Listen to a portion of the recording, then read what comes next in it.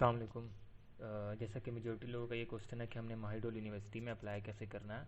तो हर किसी को अप्लाई करना मेरे लिए पॉसिबल नहीं है, क्योंकि मैं अपने भी काम कर रहा होता हूँ, मेरी रिसर्च चल रही है। तो definitely it is not possible for me to reply each and every one. आपका भी टाइम ज़ाया होता है, मेरा भी टाइम ज़ाया होता है। तो मैंने सोचा कि आप लोगों को मतलब एक छोटी सी वीडियो बना देता हूँ, जिससे आप लोग को एक आइडिया हो जाएगा कि आपने अप्लाई कैसे करना है। जो स्कॉलरशिप माहिडोल की आती है उसमें माहिडोल पोस्ट ग्रेजुएट स्कॉलरशिप है। इस स्कॉलरशिप के अंडर हमारा प्रोग्राम फिजिकल थेरेपी मास्टर्स और पीएचडी दोनों कवर होते हैं। तो आप इन दोनों में से जिसमें चाहें अप्लाई कर सकते हैं। और इसके अंदर भी आगे दो कैटेगरीज हैं, एक पार्शली फंडेड है, एक फुली फंडेड है। जो फुली फंडेड है इसका इसका क्राइटेरिया और पार्शली फंडेड का क्राइटेरिया ऑलमोस्ट सेम है। जस्ट जो डिफरेंस इन दोनों के दरमियान आता है वो ये आता है कि पेमेंट क्या होगी। फुली फंडेड के अंदर आपको आपकी यूनिवर्सिटी फ़ी, हेल्थ इंश्योरेंस और आपको मंथली स्टाइपेंड मिलता है। लेकिन पार्टली स्कॉलरशिप में आपकी सिर्फ और सिर्फ यूनिवर्सिटी फ़ी कवर होती है, वो भी 75% या ज़्यादा से ज़्यादा 100% कवर होगी। तो ये दोनों चीज़ें में डिफरेंट हैं। जो स्कॉलरशिप की रिक्वायरमेंट्स होती हैं वो एक अपनी रिक्वायरमेंट होती हैं, और जो यूनिवर्सिटी की एडमिशन रिक्वायरमेंट होती है वो अपनी होती है। जो लोग सेल्फ फंडेड में अप्लाई करना चाहते हैं वो सिर्फ और सिर्फ यूनिवर्सिटी रिक्वायरमेंट को देखेंगे कि वो क्या मांगती है, वो स्कॉलरशिप रिक्वायरमेंट को नहीं देखेंगे। और जिन्होंने स्कॉलरशिप रिक्वायरमेंट को देखना है वो डेफिनेटली फिर इस चीज़ को देखेंगे कि क्या चीज़ रिक्वायर्ड है। इसमें सबसे मेन जो चीज़, तीन चार चीज़ें जो रिक्वायर्ड है। बैचलर डिग्रीज़, जो मतलब कि सी जी पे आपका 3.25 होना चाहिए मिनिमम। मैक्सिमम जितना हो सकता है हो जाए आउट ऑफ 4। मतलब कि आप किसी और इदारे से कोई स्कॉलरशिप नहीं ले रहे, किसी और गवर्नमेंट से कोई स्कॉलरशिप नहीं ले रहे, तब आप इसके लिए एलिजिबल हैं। इसके लिए आइट्स मैंडेटरी है। आपका इंग्लिश प्रोफिशिएंसी सर्टिफिकेट इसमें काउंट नहीं होता। जो मेजोरिटी लोग लेके चाइना अप्लाई करते हैं वो इधर काउंट नहीं होता। यहाँ पे आइट्स से टफल लाजमी है, वो आपने देना होगा। उसके बाद अगर आपके पास पब्लिकेशन है तो इसका पॉजिटिव इम्पैक्ट है। पब्लिकेशन का पॉजिटिव इम्पैक्ट क्यों? क्योंकि ये यूनिवर्सिटी रिसर्च यूनिवर्सिटी है, और यहाँ पर जितनी मतलब कि आपके पास पब्लिकेशन होगी आपको उतनी प्रेफरेंस दी जाएगी।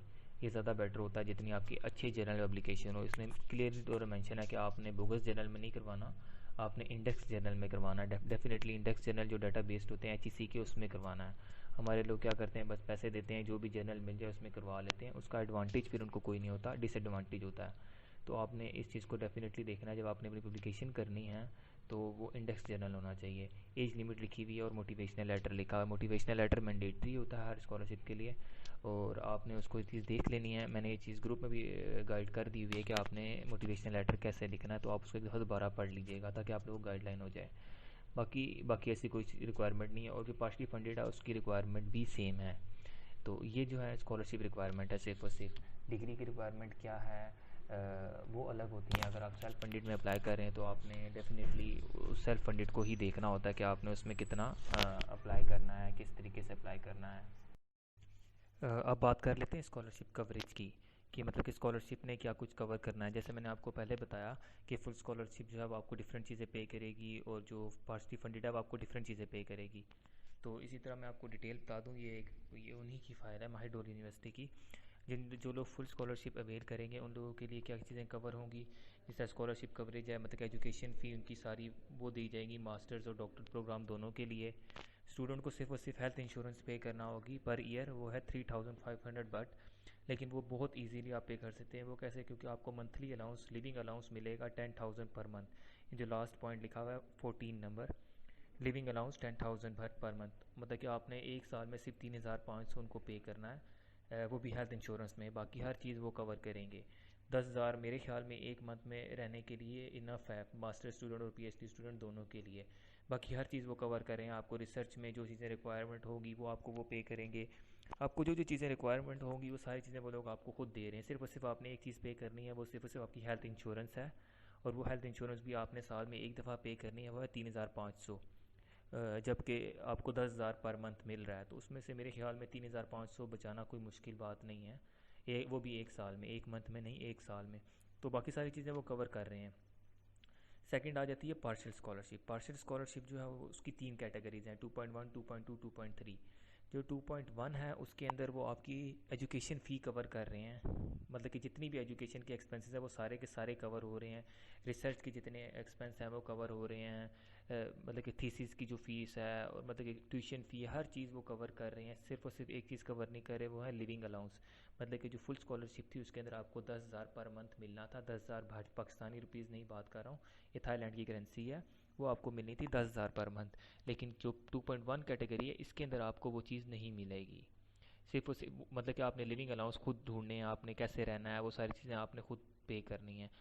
उसके अंदर आपको मिल रही थी, यहाँ पर आपको नहीं मिलेगी, आपने अपना लिविंग एक्सपेंस खुद कवर करना है। उसके बाद दूसरी चीज़ आती है 2.2। जो 2.2 स्कॉलरशिप है, इसके अंदर आपको 50% हर चीज़ कवर होगी, 50% बाकी हर चीज़ आपने पे करनी है।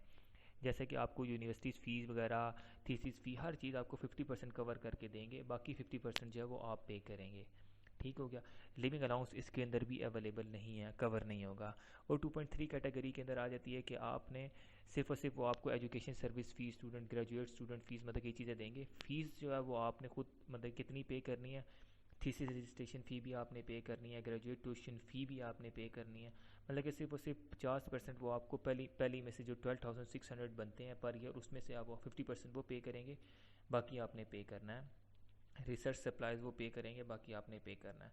तो मतलब कि मेजोरिटी चीज़ें आपने खुद पे करनी है, उन्होंने सिर्फ और सिर्फ आपको 50% कवरेज देनी है फर्स्ट में से 12,600 पर ईयर में से। तो ये तीसरी कैटेगरी है। अब आपको जो सूटेबल कैटेगरी लगेगी आप उसमें अप्लाई कर सकते हैं। अब आगे बात, इसके अंदर फ़ैकल्टी कौन कौन सी अवेलेबल है। फ़ैकल्टी फ़िज़िकल थेरेपी की अवेलेबल है। फ़ैकल्टी फ़िज़िकल थेरेपी, जैसे मैंने आपको बताया कि मास्टर और पीएचडी दोनों का प्रोग्राम इसके अंदर अवेलेबल है। अब ये मास्टर्स प्रोग्राम में आप जाके अप्लाई करना चाहते हैं, ये भी इंटरनेशनल प्रोग्राम है। अगर पीएचडी करना चाहते हैं तो ये भी इंटरनेशनल प्रोग्राम है। आप दोनों में से जिसमें अप्लाई करना चाहते हैं आप अप्लाई कर सकते हैं। मैं मास्टर को ज़्यादा डिस्कस करूँगा क्योंकि मेजोरिटी स्टूडेंट जिन्होंने मुझे मैसेज किया वो मास्टर्स के लिए कोशिश कर रहे हैं। तो मास्टर्स के लिए जो रिक्वायरमेंट है, ये यूनिवर्सिटी रिक्वायरमेंट है, प्रोग्राम रिक्वायरमेंट है कि प्रोग्राम को कितना सीजीपीए चाहिए, 2.5 चाहिए।